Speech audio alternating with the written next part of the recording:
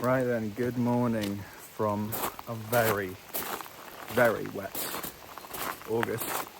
It seems like we didn't get any rain at all for months. And now I think it's been about a week of solid rain, just non-stop, which the plants are enjoying. And it saves me a lot of time from watering, which is always a plus. So in our greenhouse, the tomatoes have gone a bit berserk. I need to pick them actually. They've gone absolutely mental on there. Different varieties, but all sorts of stuff. And then around the side, we've got more tomatoes in there, which need doing. Some stuff stopped growing now. All our apples are starting to drop. So we've harvested tons and tons of apples now. We filled up the freezer with those, ready for crumbles and ready for roast dinners and other bits and bobs like that. The pears are rock solid this year. I picked quite a few of them to see if they ripen off tree a bit more. I'll have to get updates on that one. I still haven't got around to putting the IBC tank up yet for this shed, which is stupid because we're getting so much rain. But that's on my list to do. And I'll be getting that done definitely this month. I still got the apple press out because we did some apple juicing yesterday. I think we made about 10 litres, something like that, and gave it to some neighbours and some friends. Put the cushions away now because I gave up thinking I should do it with a hammock actually too. But I kept thinking, well, it's going to dry out, we'll have more of summer still. But it seems like summer is over. You see the horses running around in the rain up there. Yeah, it seems like summer's over and it feels pretty much like autumn. Over here, I don't know if you remember, there were these two really spiky bushes either side of the pear tree. So I've dug those out and it just looks a little less cramped out here. I do need to get rid of this trunk. I dug around it and chainsawed it, but that is just solid stuck in there.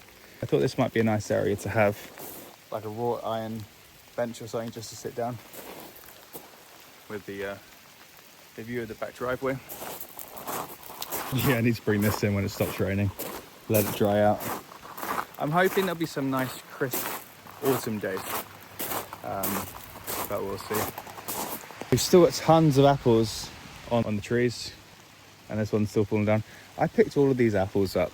I picked them up like a week ago and they just dropped already. I've probably got one more harvest left of the rhubarb to do, and then in winter we're going to split them. So we'll fill up in these patches and basically have one big rhubarb bed. Raspberries need another harvest too. They're starting to die back a bit now. And then I'm going to cut back this walnut tree a little bit because it's just dropping, say over here. Courgettes, they look like they're dying off a bit now. That is a huge one, holy. Do you see that? Size of that, that's a marrow. Well, the chickens will be having that because it'll probably taste awful. This tree here, I wasn't sure what it was at first. I thought it was a plum, but it's never ever had any fruit on it. And this year, for the first time, it did have two really nice purple plums on it. So I don't know if that's because it wasn't pruned enough, or I don't know if it needed another cross-pollination partner with the new trees we put in over on the other side of the paddock. Maybe that's helped it. The strawberries have been bad here because I'm pretty sure a hare is coming into the garden and helping themselves to them. We've kept some of these beans, not this one, there's some longer ones somewhere in here for seeds.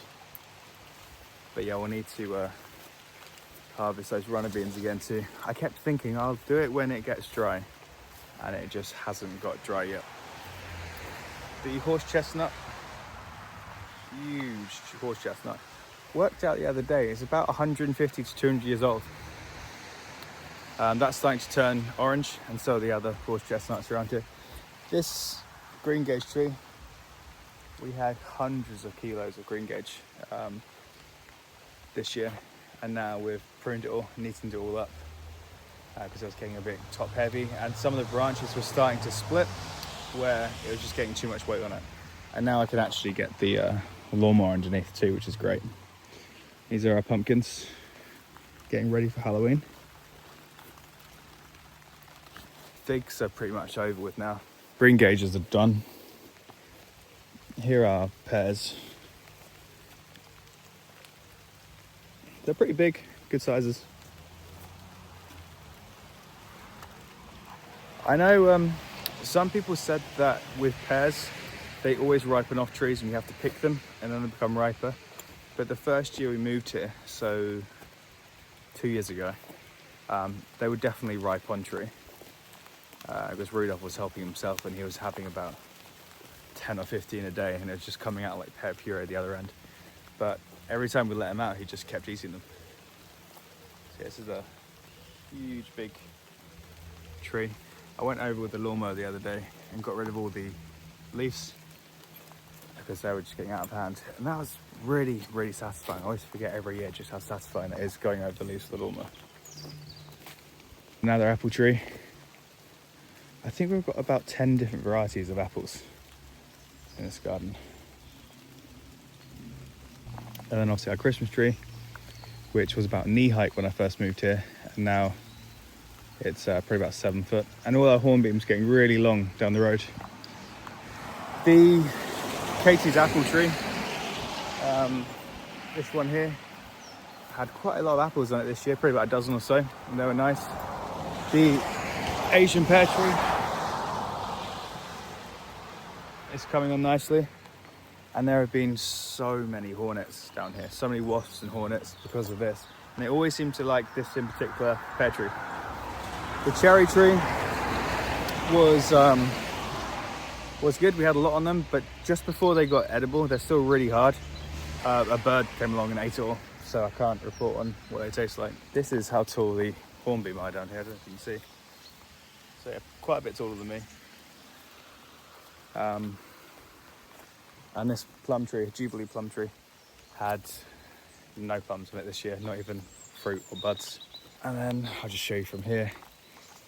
This is part of the fig tree that was cut down, as well as some other bushes. And there's so much there. I don't think the camera does it justice of just how much is there. The compost bin's over there, completely full with shredded material.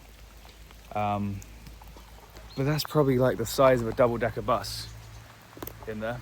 It's absolutely massive.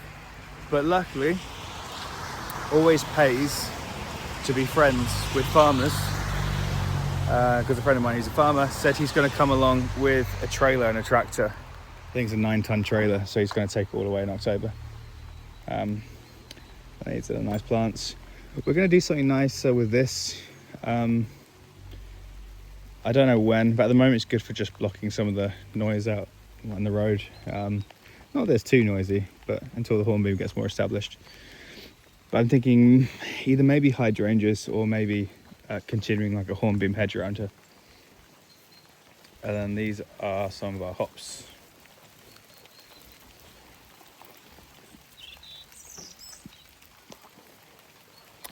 Which I think would be quite nice to make some beer with at some point. In terms of the outbuilding, the old bakery, that's starting to make some progress now with the insurance company. It's only taken them 9 months to sort of commit to something, but now they seem to be making progress on it. I'll show you that now. I don't know if I showed you before, we got an old whiskey barrel as a table for the hot tub. So this way you can stick your drinks on there, or snacks, or a speaker or something like that, or put an iPad on it and watch something in the hot tub. And through here the view's a little different compared to last time, because if you remember there was a really big fig tree up there, a well-established one, but I've taken that out now. I want to get something nicer to block up this oil tank. I'm not sure quite yet what to do with that, but I'll do that. And that is the old lead hand pump, and under the yellow bucket, that's where the hole was. I'm trying not to make this video too long, but I'm trying to work out where all the drains are in here. Apparently it was quite common that you didn't have just wells with a hand pump, but they also had in the Victorian and Georgian times in big old farmhouses, they often had big water tanks underground that would collect the rainwater from the house and then they'd just pump it out. So like a huge built-in water butt, I guess. So I don't know whether, I'm hoping it isn't, but I don't know if that was linked up with this. And originally it would have been that under there. So I was going to lift up this one because I haven't done that yet. But I think that might have been the case over here. So there's another big gully up there. And originally it would have come down this way and straight down. But for some reason you can see that they've replaced it and extended it to this way. So this one goes down about a foot deep and then it goes to the right, back towards the house, which I think is unusual. And this one seems to be an overflow, and then the bakery has another one. Probably incredibly boring and no one cares, but I thought it'd be interesting to see how the house works. And that's another video series that I'm going to do at another point, is all to do with the history on the house. So I've got loads and loads of information on it, loads of character on it too. And that just helps paint a real picture of the family did most of the extension work on here and owned 1,000 acres of what they wanted to achieve from it. So this is the bakery progress. Doesn't look like much. They're taking off the door for the bathroom and they're taking the toilet out. We've got an oak stable door that's going to replace this one. And then we've got some plywood chipboard paneling being put on place. Underfloor heating is all connected up now. And there, new fuse box. And then here, not much has happened yet, but they're taking off the sink. The shower unit's all off. That little lintel bit there, that's where an old door was. I think that's the original door for this. And then here's the toilet, where the toilet was. And, oh yeah, so that was the old main bread oven, which still looks like it's intact. And here was the other chimney. You can see the chimney stack up there. And then where it's black around here, that shows where it was kind of in use, I guess. I'll save the detail for that for another video, so I don't make this one really long. It's just really an update so I can look back and see what it was like at this time of year. The other thing about this weather we're getting at the moment, we're getting fantastic rainbows, really good rainbows every day. I don't know if you can see all the steam coming off the car and the tent.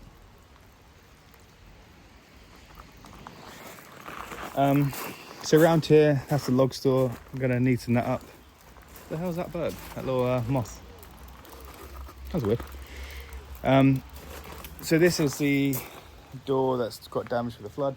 So we're gonna change that for a stable door. In here, I've just got some old layer pellet bags I need to take to a place down the road where they have horse manure to give them to them. And that's the same with our drain pipes, which we're going to put on the other shed. Then over here we had two huge, almost really spiky bushes. So what the plan was to do with this, we're going to move this storage either somewhere else or put it over to next to that shed. And then have this little section for the Airbnb guests. And this gate up there will do something where it kind of covers it off, just to give them a bit more privacy. And then cover up this oil tank.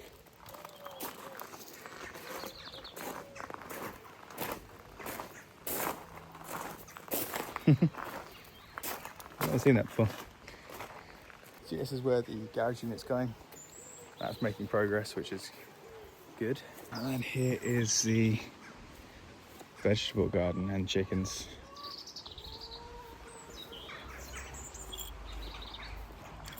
It needs to do a big harvest. Here's all our dahlias. There are some really nice colours with this. We need to deadhead them a bit more regularly.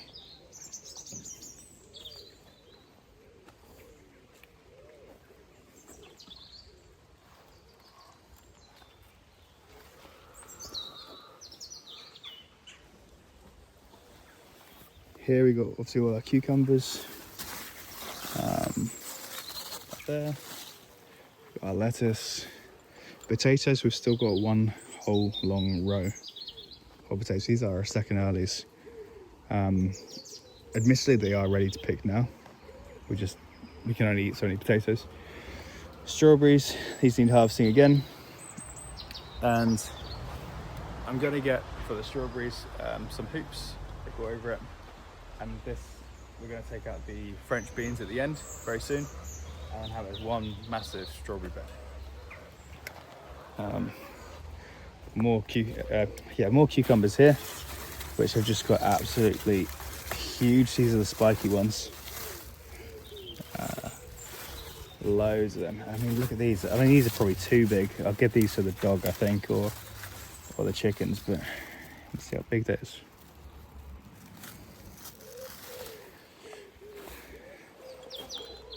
On our cabbage, we've only got 3 or 4 left of the Savoy cabbage, and we're finally working through our beetroot.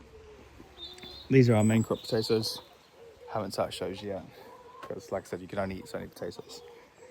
More cucumbers here. Picked these only the other day, but this weather, I think cucumbers just love water, which makes sense because they are mostly water. But there are so many of them, hundreds. And there are our orange and yellow beetroot in here.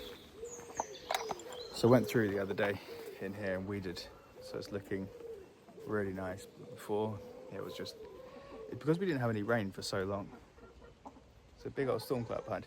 Because we didn't have any rain for so long, it just got ridiculous. So as soon as we did get any, I think it was about a week, and everything pops up and it was like a foot deep or so. One of the water tanks is empty for the chickens, so to top that up. Amber's still in her cage at the moment, bless her. I probably give that 2 more days and then start separating them out. That is filling up too. This one is. That's right. So we started supplementing the chickens with obviously leftover vegetables that we're getting because we've got tons, and also wheat that was kindly given by a local farmer, which is good. It's nice to be able to give them more of a varied diet. So as you can see, the eggs today.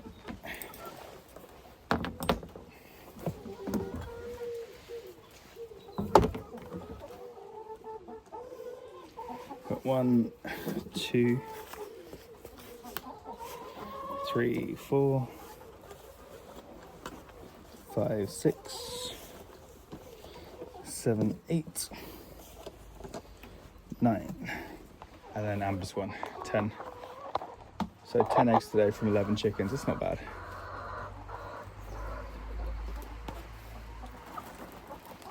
Just whenever I wear a coat or something and I put the eggs in my chickens, whenever I put the eggs in a coat, sometimes I forget and Rudolph jumps up at me or something else happens and then they get cracked. Only happened a few times, but always annoys when they do. Here's our girls. Nice little colours. Betty, the black one there, she, I don't know if you can see it at the moment, but when it's sunny, she has a really nice green and blue colour within her feathers.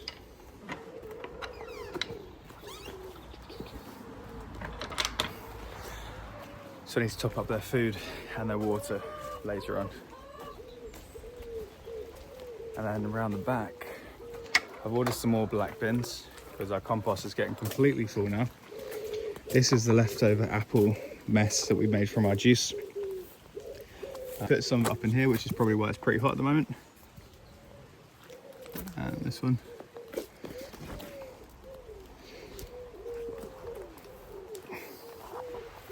And then these are the logs which I still need to get rid of. Not get rid of, but I need to cut up and processed for the rest of our log store, as well as the logs in the compost area. So many logs. I think we've got probably maybe 4 or 5 years worth of logs at the moment, so I don't need to buy any for a while.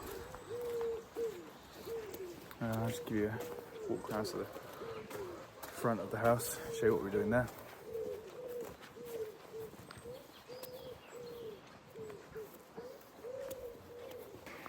So here, this is where the fig tree was.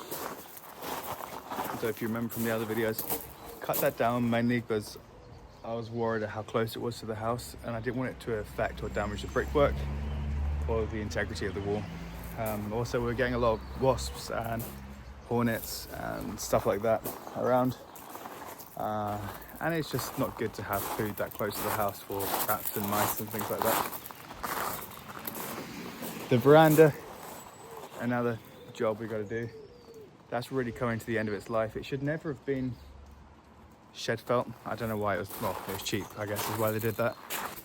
But I'm either going to replace that with a lead lined roof, or I'm going to replace it with a copper one, which I think will be really cool, but I don't know if it'll be particularly in keeping with the house. I think it might be a bit too jazzy. Anyway, over here we had more spiky bushes over here. So I was going to replace, we've got some hydrangeas there. I'm going to put hydrangeas over here and over there. And then down the front by the gates, we've got 2 beds I'm putting in on the right hand side of the gate and the left hand side of the gate. So you can kind of see it here. I need to go through and smash this out with a spade. I've weed killed it and trimmed it so far. I would rotivate it once the ivy's up, but the problem is there's cables going to the main gates here, and I don't want to rotivate through a cable. That just wouldn't be ideal. Yes, plan, I'm going to have really big super annabelles, big white hydrangeas either side, because I think that'll give a nice bit of colour as you come in and hide all this ivy stuff. Now the project we need to do is the rendering. I think we're going to do that for next year in 2026, or at least get it booked in then. And same with the fascia boards up here. There's also a wasp nest up there that I need to get up on a ladder and fix that.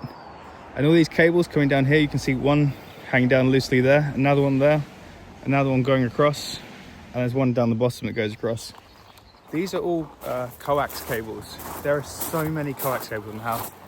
I checked with the electrician the other day what they were, and he said they're just dormant. You don't need them anymore. Oh no. Oh no. That's not good, is it? Exactly what I was saying, but I jinxed it by talking about it. Luckily it hasn't broken yet, so I'll give that to the dog.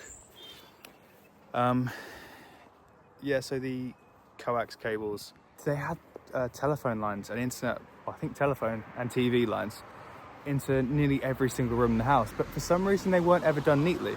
They were just flapping around all over the place, and there's probably about 10 of them. So I'm going to get the ladder out over the next couple of days, cut them all back, pull them all out, and hopefully that'll really clean up the house. Another thing, when we first moved in here, we had tons of 3 or 4 huge like satellite sky dishes and those really old antennas, and everything's done on Wi-Fi now, isn't it, with boosters and stuff, so you just don't need them. And I think they look so, I mean, they're not bad on a new house, but on an old house they just don't look nice. Over here, obviously that's where I'm going to put the bees. I want to get this all ready probably by December or January and have it nice little boxed in section. I've taken out some tree stumps down here that are in the way. Now I just need to rotivate this section to get all the soil nice and get everything else, and spray it again with some more glyphosate, neaten up the edges, and then I'm going to start with one, probably go for the flow hives. I don't know if they're the best. I don't know if the Langstroth ones are better, and because it seems that whenever you see people who are really into bees and have a lot of them, they don't have the flow hives. I don't know if that's because they're expensive. I don't know if it's because they just aren't that good or they're gimmicky, but I was going to go for the gimmicky one because it looks slightly easier, and if we enjoy having bees, then I'll switch to the Langstroth ones probably. So there you have it. Hopefully all this area, or definitely all this area in October, is going to get all cleaned out. That's all my wood that I need to chop up and axe up. So much there. Obviously really busy at the moment with tractors and lorries and stuff, because it's a very agricultural area we live in, and they're also busy with moving hay and stuff from the harvest. Yeah, it's been really busy so far. There's loads and loads of projects I'm working on. It's almost borderline overwhelming. But I think there's, at the moment, I've got 4 or 5 really big projects that I'm working on. And they're not things that I can do one at a time. They're all things that need to be ongoing. So yeah, I'm just trying to work through those. They are making progress, which is good. And hopefully it's not going to be long before I can share the results with you on that. But yeah, like I said, just so many projects at the moment. It's just like spinning plates. There are so many things that I'm trying to stop from falling to the side. I think with life and stuff in general, it's good to have momentum. And when you have that burst of momentum or motivation, then, hey Rudolph, I've got an egg for you. I've got an egg for you. When you get that burst of motivation or you have that momentum with things, it's good just to keep your foot on the pedal for as long, don't jump at me because I've got other eggs here, for as long as possible. And hopefully it's just a temporary phase. And then it won't be long before I can show the results with you, which would be nice. Anyway, hope you enjoyed this August update from the garden. And as it comes into autumn and winter, I'll be doing more internal stuff, so focusing on the house renovation on the inside. As well as I'm going to probably do this month, maybe, or in September, I'm going to do a few episodes on the history of our house and the kind of people who lived in it before, what they kind of wanted to achieve, and how we're doing like a modern equivalent of that. Basically making it self-sufficient and self-sustainable. And also we'll be planting some garlic and onion going into winter, and then getting all the beds ready again to repeat all of this. But right now I'm looking forward to a break from mowing the grass, cutting hedges and harvesting fruit and vegetables. Anyway, thanks for watching, and I'll catch you very soon.